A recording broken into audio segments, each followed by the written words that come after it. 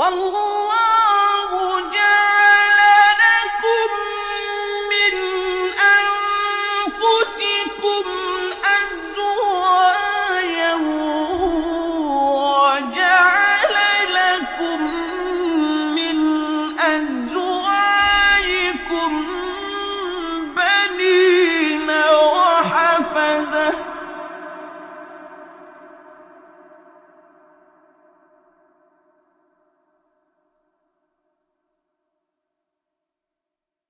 وجعل لكم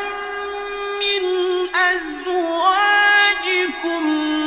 بنين وحفدة ورزقكم من الطيب